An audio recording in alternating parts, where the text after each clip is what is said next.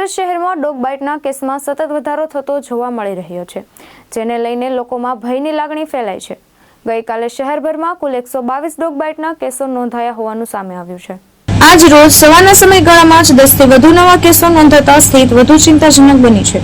ખાસ કરીને ડોગ બાઇટના બનાવમાં બાળકો તથા વૃદ્ધો વધુ પ્રમાણમાં ભોગ બનતા હોવાનું સામે આવ્યું છે। સ્થાનિકો દ્વારા તંત્ર સામે રોષ વ્યક્ત કરવામાં આવી રહ્યો છે અને રખડતા કૂતરાઓ પર તાત્કાલિક નિયંત્રણ લાવવા માંગ ઉઠી છે। મહાનગરપાલિકા દ્વારા ક્યારે પગલાં લેવાશે તે અંગે લોકોમાં પ્રશ્નો ઊભા થયા છે। ડોગ બાઇટમાં આપણે ત્યાં 100+ ઉપરથી આંકડો થઈ ગયો છે અને એમાં નાના લઈને મોટા છોકરાઓથી લઈને બધા આવે છે અને એમાં બધી કેટેગરીના આવે છે અને કેટેગરી 2 અને કેટેગરી 3 ના પેશન્ટો આવે છે।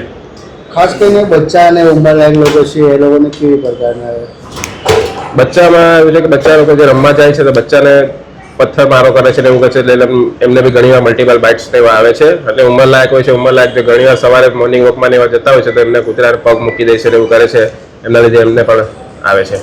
ખાસ કરીને હમણાં 4-5 દિવસમાં જોવાયો કોઈ એવો પેશન્ટ આવ્યો છે ડોગ બાઇટમાં જેને સર્જરીની જરૂર પડી? અને અત્યારે હાલમાં 1-2 દિવસમાં કશે એવું કોઈ આંકડો નોંધાયો નથી। અને લોકોએ શું તકેદારી રાખી જો ડોગ બાઇટ થશે? તકેદારીમાં જો કોઈ બાળક બહાર રમતું હોય તો એમના વાલીએ જોડે રહેવું જોઈએ કે જેથી કોઈ પ્રાણી રીતના કોઈ પણ હોય કે પથ્થર મારો કે રીતના કોઈની જોડે પાસે જાય નહીં। અને જે ઉંમરલાયક છે એમને કહ્યું કે જો તમે મોર્નિંગ વોકમાં જાઓ તો એમની જોડે લાકડીને એવું હાથમાં લઈને ચાલો અને અંધારું હોય તો થોડી લાઇટને એવું કરીને ચાલે કે જેથી કંઈ પગ મુકાય નહીં। ભાવેશ ઉપાધ્યાય, દ્રષ્ટિકોણ ન્યૂઝ, સુરત।